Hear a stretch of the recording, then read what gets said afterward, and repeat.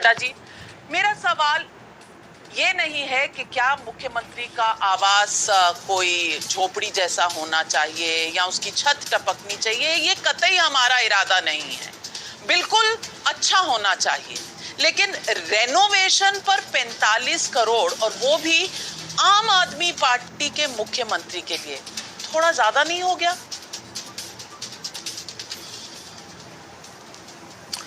देखिए, ज़्यादा है कि बहुत ज़्यादा है कि बहुत कम है कि साधारण है, इसकी चर्चा नमिका जी परिपेक्ष में होगी। परिपेक्ष उस स्थिति में देखा जाएगा जब एक मुख्यमंत्री के निवास स्थान की तुलना अन्य राज्यों के मुख्यमंत्री या देश के प्रधानमंत्री के निवास स्थान से हो। लेकिन उस पर भी आने से पहले मैं बिंदुवार तरीके से दो चार चीजें आपके सामने रखना चाहूंगा। पहली चीज तो यह है कि जिस घर में आप भी कई बार इंटरव्यू लेने माननीय मुख्यमंत्री जी के निवास स्थान पर आई हैं, आपका भी इंटरव्यू व्यक्तिगत तौर पे मुख्यमंत्री जी ने साथ बैठकर दिया है, उस निवास स्थान को 1942 में बनाया गया था। 80 साल हो गए लगभग, पुराना हो गया था। पीडब्ल्यूडी ने कहा कि इसकी छत 4 बार गिर चुकी है, आपके माता पिता के कमरे की छत 4 बार गिर चुकी है, वो बाल बाल बचे हैं, इस घर को तोड़ के बनाना पड़ेगा। दिल्ली सरकार ने अपने ही मुख्यमंत्री निवास स्थान को तोड़ के फिर से बनाया कि मुख्यमंत्री का निवास स्थान है, दिल्ली सरकार की प्रॉपर्टी है, कोई अरविंद केजरीवाल की निजी प्रॉपर्टी नहीं है नमिका जी। ना अरविंद केजरीवाल ने अपने नाम पे इसकी रजिस्ट्री कराई है। ये मुख्यमंत्री की मंत्री जो बनते हैं उनके लिए निवास स्थान होता है, हर सरकार के लिए होता है। ऐसे ही मध्य प्रदेश में लगभग 50 करोड़ रुपए 40-50 करोड़ रुपए खर्च कर केवल और केवल चमकाने का काम मध्य प्रदेश के मुख्यमंत्री ने किया। यहां हम रेनोवेशन की बात नहीं कर रहे। दिल्ली के मुख्यमंत्री का घर फिर से बना क्योंकि वो 80 साल पुराना था। जहां तक आप परिपेक्ष में बहस को लाने की बात है, मैं आपको बता दूं कि माननीय प्रधानमंत्री जी के निवास स्थान को बनाने के लिए लगभग 500 करोड़ रुपए का बजट रखा गया है। बजट का जो एस्टिमेट होता है उससे लगभग 2 गुना 3 गुना पैसा खर्च होता है। सभी ये एस्टिमेट लगा रहे हैं कि 1000 करोड़ से 1500 करोड़ रुपए कम से कम प्रधानमंत्री के नए निवास स्थान को बनाने में लगेंगे। अगर प्रधानमंत्री के निवास स्थान के लिए 1500 करोड़ रुपए खर्च हो सकते हैं, तो एक किसी भी राज्य के मुख्यमंत्री के लिए कम से कम उसकी 15वां हिस्सा, 20वां हिस्सा, 25वां हिस्सा तो खर्च हो सकता है।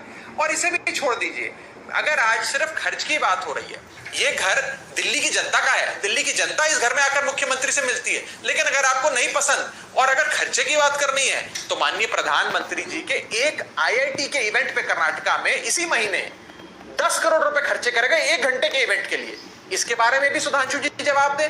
प्रधानमंत्री जी के लिए नया जहाज 8400 करोड़ रुपए का खर्च करके खरीदा गया, इस पर भी सुधांशु जी जवाब दें। और जहां तक घरों की बात हो रही है, उपराज्यपाल, दिल्ली के उपराज्यपाल जो मुख्यमंत्री जी के निवास स्थान से मात्र 500-600 मीटर दूर रहते हैं, जो 6 एकड़ के बहुत बड़े आलीशान महल में रहते हैं, उनके महल की बात है कि LG के बिल भी लेकर आए होंगे और लेकर आने भी चाहिए, उस पर भी चर्चा होनी चाहिए।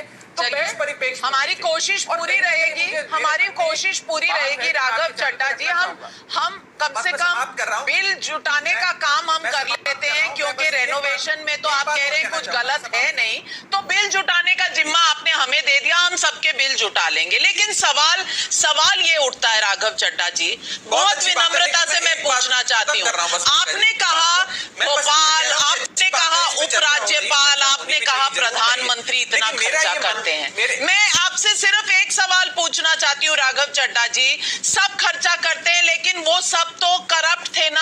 आपने कहा था ये सब बेईमान लोग हैं, आप राजनीति बदलने आ रहे हैं, आप आम आदमी हैं, आप अन्ना आंदोलन से पैदा हुए लोग हैं, आपको ये सब नहीं चाहिए। आप चाहें तो मैं अरविंद केजरीवाल जी की ये सारे बयान आपके लिए प्ले कर दूंगी, क्योंकि ये सब मैंने जुटाए हुए हैं, सब लिखे हुए, सब पब्लिक डोमेन में है। और ये स्वेरिंग इन सेरेमनी, जब आप शपथ ले रहे थे तब आपने ये वहां पर डायस से, स्टेज से कहा था। सवाल इसीलिए पूछ रही हूं, और कोई नेता होता तो ये सवाल बिल्कुल जायज ही नहीं था, क्योंकि सब नेता कैसे होते हैं पब्लिक सब जानती है।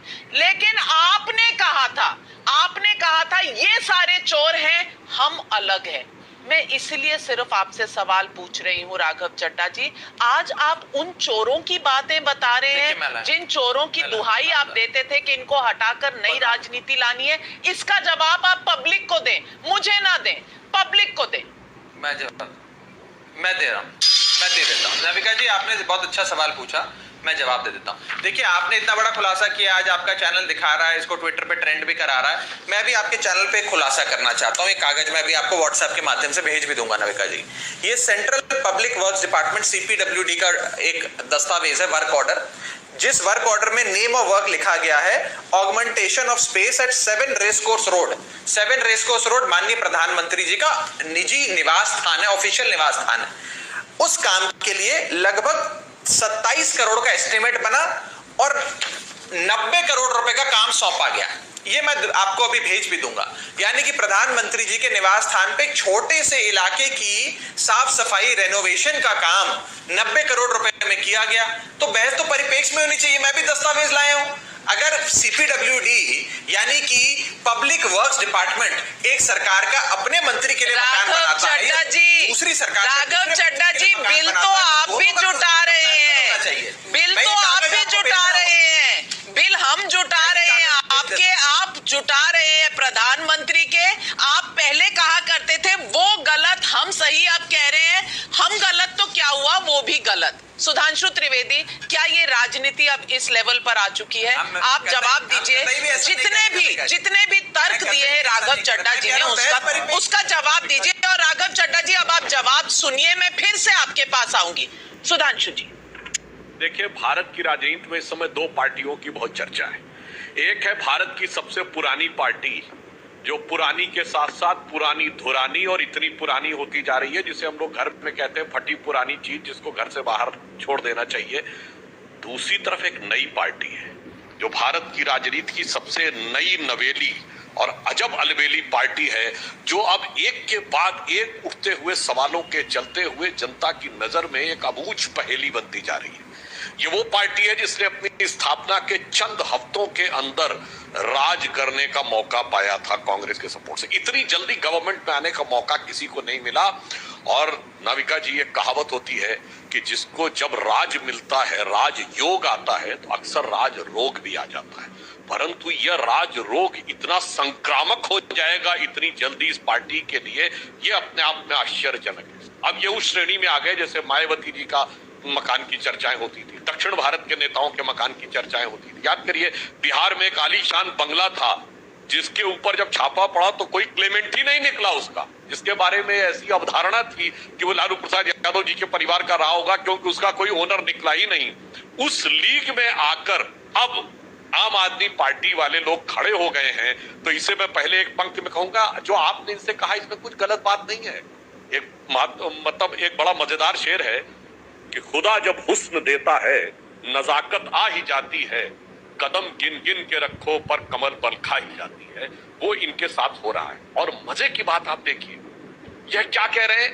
ये कह रहे हैं कि साहब, हम ये वो पार्टी है जिसने कहा था 2 कमरों वाले फ्लैट से काम चलाएंगे, और अब कह रहे हैं 80 साल पुराना था। इसका अर्थ ये हुआ कि जब शीला दीक्षित जी इस घर से काम चला रही थी, तो या तो ये बचकानी बात कर रहे थे क्योंकि इनको एहसास नहीं था कि मुख्यमंत्री आवास की उपयोगिता क्या है, या ये बहुत सयानी बात कर रहे थे जनता को भरमाने के लिए।